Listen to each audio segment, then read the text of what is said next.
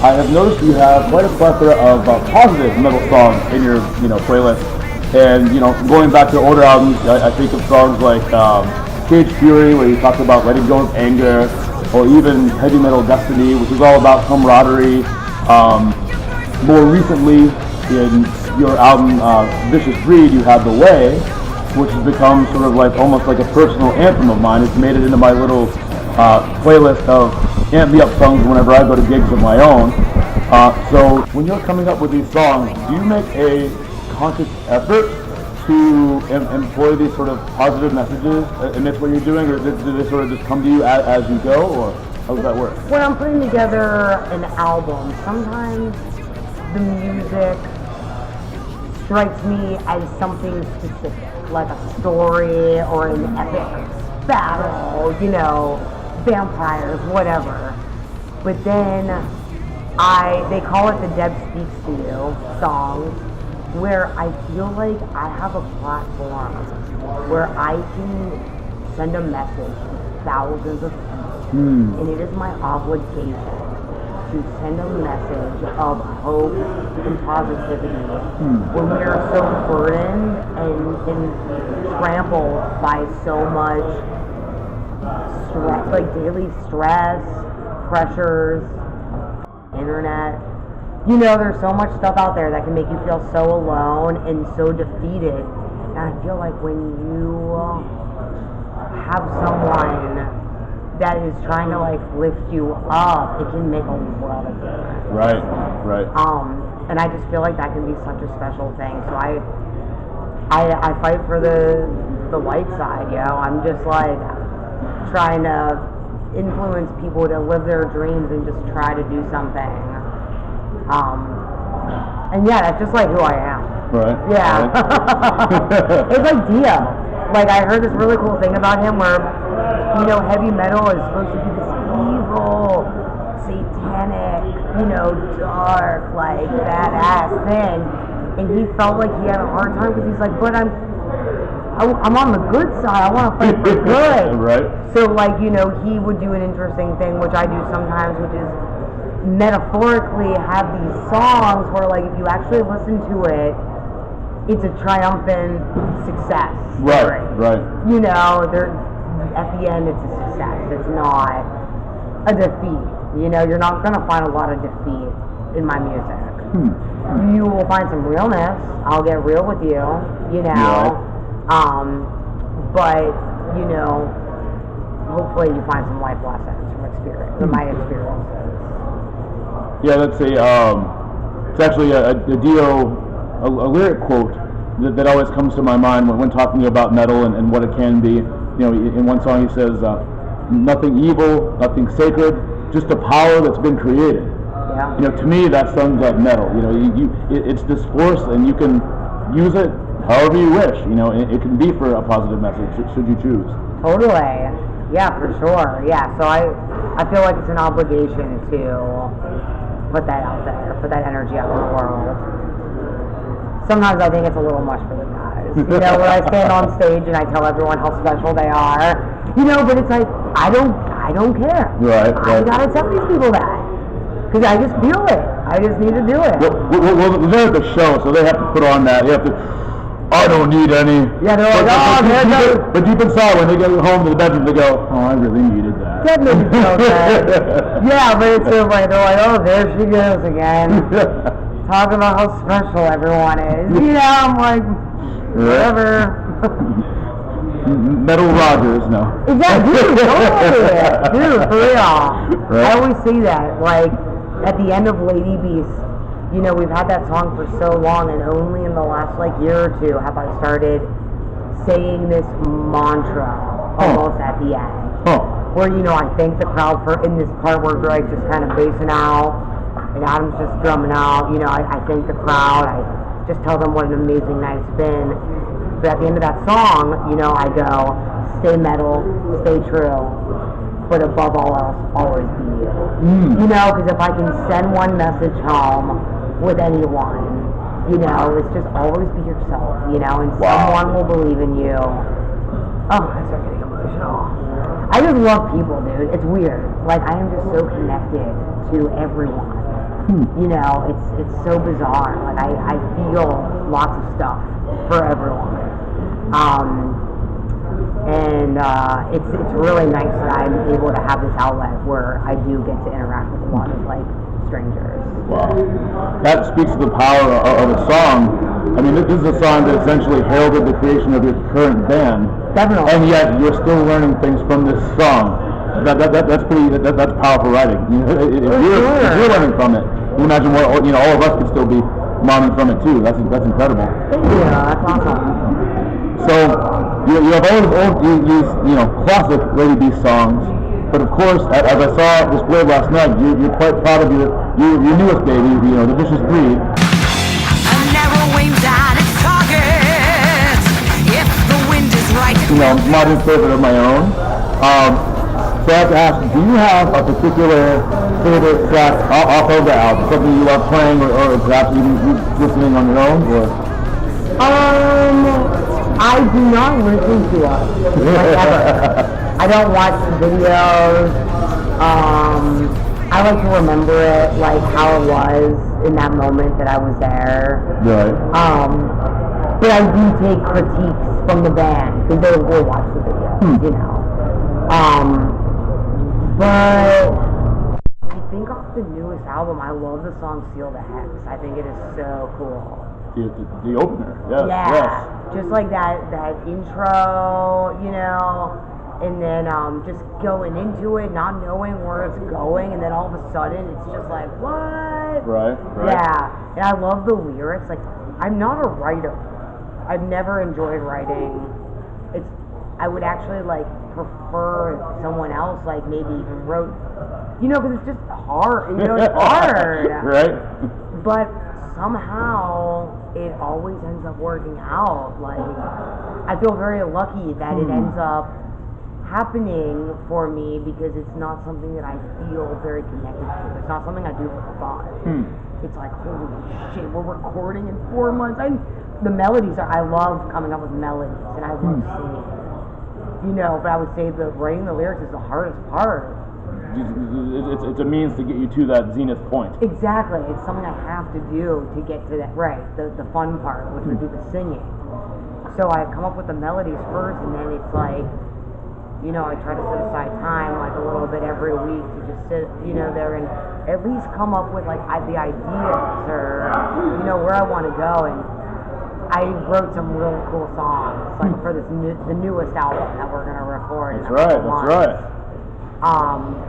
Yeah, I feel like these can be songs that are That's right, and the gift is another positive one. It is. That I saw spun the other night. Yeah. It's about my own personal stuff, but the cool thing is that all of the songs can be, you can put yourself in that spot. It's all about just sharing your gifts and receiving the gifts that are being given to you, not physical things. I'm saying love or kindness, friendship, anything. Right. When you focus on those tiny things, life is very enjoyable. When you start focusing on too big of a picture, you're almost setting yourself up for an upset outcome, because you're so obsessed with the final. It's like, no, embrace those little bits of magic every day that are happening. Right. Like a free bottle of water. That is so dope, Right. when you appreciate everything, life is so enjoyable.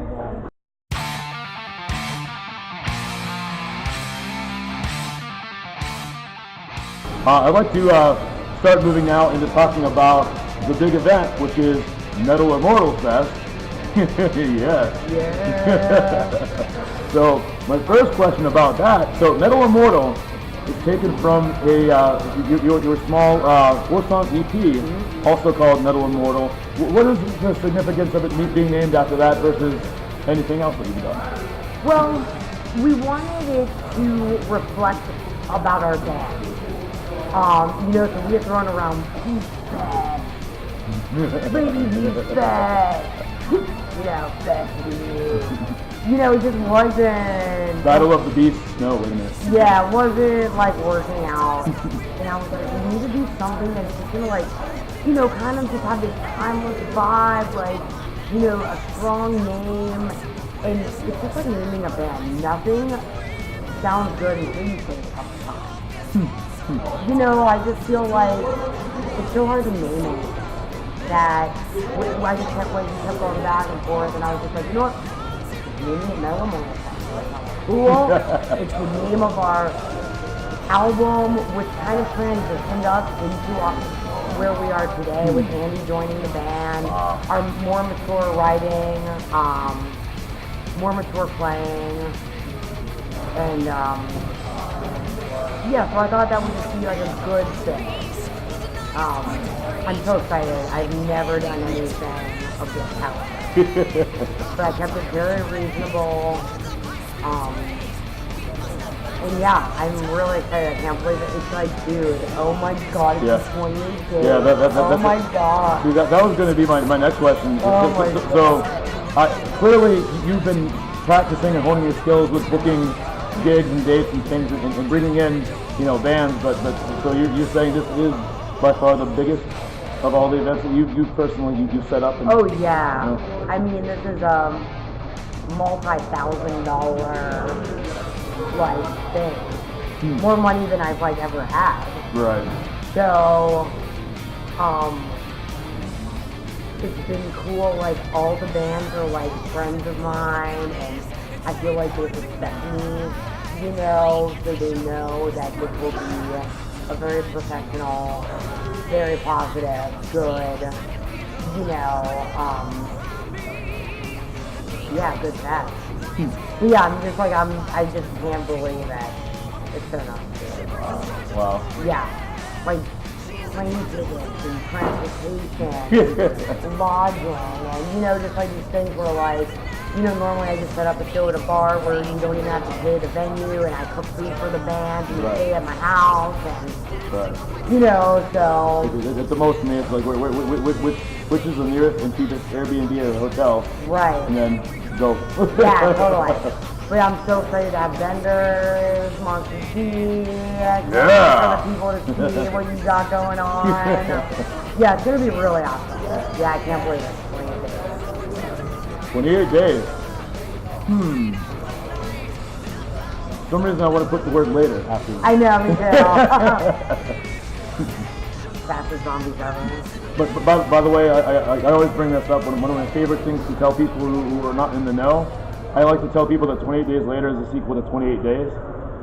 What's 28 Days? 28 Days is a Sandra Bullock film. Oh, I do remember that one. I remember that one. Somewhere in the world there are fans of just that. Imagine showing them the zombie movie and going, this is the sequel. No, check it out on Netflix. Yeah, and they're popcorn ready, and they're what is this? That would be hilarious. It's funny. So, can you tell me about booking Night Demon onto the tour? Night Demon are such awesome guys. Such hard workers all over the place. They had, they came to Pittsburgh maybe 5 years ago, and they played a gig. And I saw them. This was before, I think Jarvis was the only member in the band at that time. But, I remember it was the first time I saw a band bring their own lighting. And I was just watching. That is so cool. Why don't I do that? Right. So I, started after that because it's it really makes a show. But now obviously they play places like up lighting. Yeah. Sometimes we still play a show. There might not be any lights there. Go to one here. DIY, dude. DIY. But they're super nice guys. I feel even in some ways, he was a mentor, just I would have a couple questions here and there, and I would just hit him up, and he was super responsive. I can tell that he means a lot to his community, Right. And the people that he's helped out. But yeah, they invited us out to Frost and Fire this last October, and after seeing that and realizing that there was really kind of no fest for me here. There's punk fest, death fest, doom fest, but no like heavy metal fest. And I was like, 80s fest. yeah, I was like, you know what? Like, I need something, you know? So I decided to do it, and they haven't been here in so long, and they have such their following in Cleveland is so diehard, you know? And I know they would love to see them again, and Cleveland's so close. I was like, I hit them up, and they were like, dude, we'll play, you know? Now we're through that. I have but one more thing to ask of you. Yes, sir. And that is to take you on a journey through my very own magic monster maker. Ooh, I'd love to. So I am Monster D, Master of Monsters, and I would like to make for you one of my own custom 5-minute monsters. I would love that. From your very own mind. So first, I'm going to pull out my time-telling device here. More about that in a moment. So, with this monster maker, I'm going to pull a unique, one-of-a-kind monster drawing from your very own mind. Excellent. Alright, so all I need you to do is take hold of my monster maker, give it a hearty monster shake, feel free to roar. Very monstrous. Thank very you. nice. Excellent. Now, I need you to pull from within a piece of paper. What piece of paper? There we go. And can you tell me, what does that paper say? 2 animals. 2 animals. That is incredible. Excellent. Excellent. Place that back within. Can you tell me 2 of your very favorite animals in the entire world? I can. The one would be a squirrel. Squirrel. And the other would be a cat. Also a snake though. So, because cats and squirrels, I could see them being similar in the drawing world. But I also love snakes. I have them everywhere. And I have one. Ooh, okay. I think I have something for you. I'm going to set my futuristic time-telling device and see if I can whip this out in 5 minutes. Excellent. If the timer, I usually say if the timer runs out, then your monster is free. In this case, it is anyway. It better be. It's better to be on the contract. Right? Oh, also, it pays to have backup markers. I love that. Dude, that build is killer. What are your favorite animals? My favorite, I'd say probably about my top 2 are the praying mantis, and I'm also a very, very big fan of the Komodo dragon. Oh, cool. I like reptiles and insects. I love all animals in one way, shape, or form anyway. Yeah. But those ones speak to me. Oh, that's awesome. So tell me about your snake. Its name is Snake, and it's an orange rat snake. It just moved in with us 2 months ago. So he would be black, right? He's actually orange. Oh, really? Okay. Most of them are black, Hmm. but he's orange and brown, and he has the checkered belly that's like classic for a rat snake. I've never had a snake of my own before. It's just like a roommate of mine. But I really enjoy her. It's weird though because I'm not used to her being on my body, and sometimes she'll start wrapping around my neck, and I get very, my heart starts beating really fast because like I also don't want to hurt her, but I don't want her constricting around my neck. Right. And then she'll go through my braid, you know, and then through my necklace. So she's in all these different elements of my body. I'm just like, ah. So it's almost, someone will probably tell you that's one of those old human instincts. Yeah, it's kind of scary. But recently I started volunteering at our local wildlife shelter, and it's been like so like amazing because you just get to be around like all of these crazy animals. Some are injured, some live there full time, you know.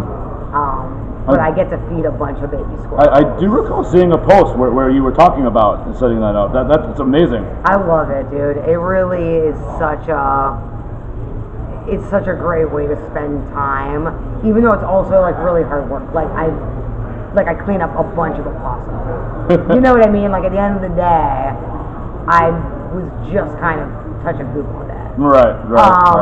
But like I said, always looking on the positive. I would also, when the poop is washed off of me, all I think about is dude, I was 3 feet away from a hawk, and I was with 2 barred owls. Right. You know, and I moved.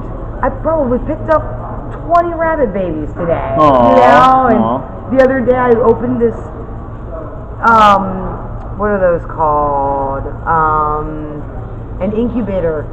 And all these little baby blue jays just jumped on my hand, you know, we're just opening their mouths for food. Like, I'm just like, wow, this is totally surreal. Like, yeah, and I hope that in the future, like if Metal Immortal can become, you know, a bigger thing where we, you know, and a regular thing. Well, I definitely hope it's a yearly thing, and I also hope to extend it, you know, eventually to more than one day.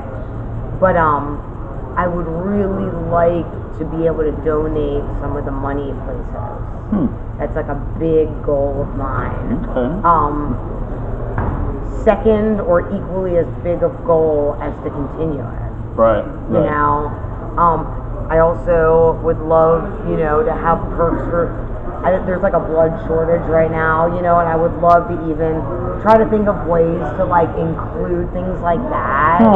You know what I mean? Like in the fest, like having a Metal Immortal blood drive, or you know, having them there to even give info out, like just trying to spread the word that like we all kind of do a little bit to help each other, and like it can really go a long way. Plus, if you did multiples of these sort of volunteer and philanthropy ends, they could just wind up sounding even more metal. You imagine Metal Immortal, the Blood and Fur Show. Dude, yeah. Or Metal Immortal, Give Your Blood. Yes. You know, yeah, dude. Writing that down. Yeah, no, totally. Because I feel like when you plant the seed like that, people realize like, oh yeah, it's not that hard to do something, to go out of my way and do a little bit here and there. I think we have time for a little dab of color. Is that what you're about to do? I was, except I believe my red that I was aiming for has fled. My red has fled. Red has fled. So, let's see here. I'll go with a little drop here. That's pretty amazing. You have great anatomy like reference here. Oh yeah? Wait, what's today's date again? The first. The first, that's right. Oh wow, it's June already. Dude, yeah. We were in the month of metal, so. Dude, it's crazy. Okay, so I will tear this off. And this is your... I love it. Look at the anatomy here. That's really impressive. So I guess that would be a squake? A squake. Yes, definitely. What you had me thinking... Or a snarl. Well, and those ears actually come from... just because you started talking about blood, there is allegedly an actual vampire squirrel. Whoa. The squirrel has been caught in footage. It does exist. Now, its supposed blood-sucking habits have yet to be, so that's not sure. Sure. But yeah, they have ears that look identical to that. So, yes. There is a couple squirrels that I see at the Wildlife Center that have super pointy ears. It's crazy. Oh, I love it. Thank you so much. Cool. Yay! Well, thank you.